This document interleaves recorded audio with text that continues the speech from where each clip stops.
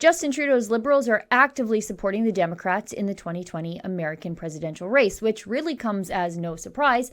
However, it's dumb, and Trudeau's Liberals should probably just keep their virtue signaling to themselves and quit with the foreign collusion if they care about the good of Canada.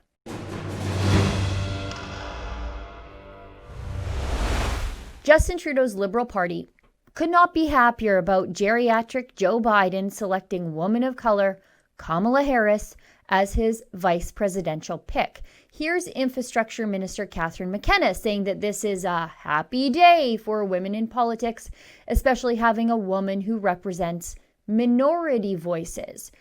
Carolyn Bennett, Minister of Crown Indigenous Relations, tweets, "It's so great that U.S. Senator Kamala Harris's classmates from her Canadian high school cheer her potential run for president." Anita Anand, Liberal MP for Oakville, says that Kamala Harris is a deeply inspiring choice. She has been powerful in the U.S. Senate and will continue to represent so many minority voices. #AddWomenChangePolitics. Kamal Khera, Liberal MP for Brampton West and Parliamentary Secretary of International Development, says that this is incredible news and another glass ceiling shattered for women of color in politics. Congratulations, Kamala Harris. Kamala for VP.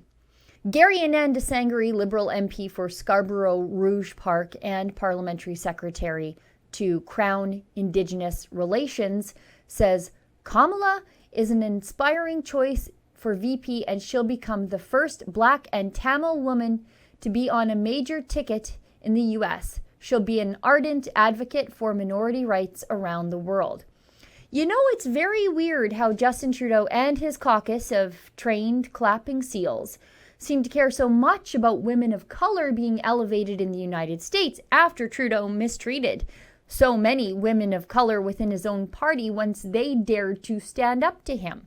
Former Liberal MP Selina Caesar-Chavannes said that Trudeau screamed at her and insinuated that she was ungrateful for all that he had done for her when she stood up to him. She's retired from politics now after just one term. And Trudeau also removed Canada's first female Indigenous Attorney General, Jody Wilson-Raybould, from the job after she refused to politically meddle in the prosecution of a crooked Liberal-linked engineering firm, SNC-Lavalin. Wilson-Raybould won her seat as an independent. By the way, it's so nice to see Biden and team catch up to Canada's Conservatives, who have a woman of color running to lead the party here. Leslyn Lewis is someone the mainstream media and Trudeau's Liberals like to pretend doesn't exist at all because she just doesn't fit their narrative. You see, she's an accomplished, well-educated immigrant woman of color, but she's a social conservative, so they just completely ignore her. But what's really going on here? Is this why Trudeau snubbed Trump's U.S. CMA signing? Is Trudeau de facto campaigning for the Democrats once again? There was an email in the Podesta leaks with Team Trudeau offering to do absolutely anything for Hillary Clinton, sending along this photo here. Now look at this. Here's the email. HRC and JT and Sophie. So Hillary Rodham Clinton, Justin Trudeau, and Sophie Gregoire Trudeau, January 14th, 2016, spent the evening with friends from Canada planning a big party in DC on March 9th. They wanted to make sure you had this picture and wondered what they might do to help. Now imagine how outraged everyone in the mainstream media would be if Trump's cabinet tweeted their thoughts on a Canadian domestic election or offered to help a conservative win. Trump would be accused of foreign meddling, even though we all know a Republican president would probably support a conservative prime minister. We just had a Canadian election here in the fall, and Trump kept his mouth shut about it because, despite what you might see being portrayed in the mainstream media, all evidence shows that Trump seems to have a little more tact than Prime Minister blackface Justin Trudeau. And how is this going to fix the aluminum tariff war we just entered into with the United States? Is Canadian manufacturing just going to be collateral damage so that Trudeau's Liberals can preen about Biden selecting a woman of color to be his vice presidential pick?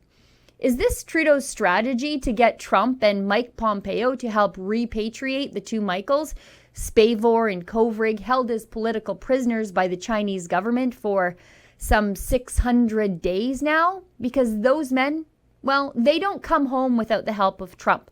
Trump is the only person in the world powerful enough and bold enough to take on the Chinese communist state.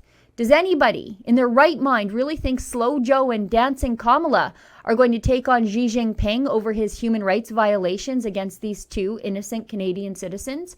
Now, Rebel News has hired a high-profile human rights lawyer to file a human rights complaint to the United Nations in an attempt to elevate the cases of Spavor and Kovrig and force a United Nations investigation into their treatment. You can help us do what Trudeau won't at freethetwomichaels.com. Now, getting back to Joe Biden, his vice presidential pick, Kamala Harris, supports the radical anti-fossil fuel, anti-affordable energy plan, the Green New Deal. How does that help Canada get the Keystone XL pipeline finished? Trudeau says he supports that pipeline, not that anybody really believes him anyway, but how does Trudeau supporting an anti-pipeline vice presidential pick help us get that pipeline built?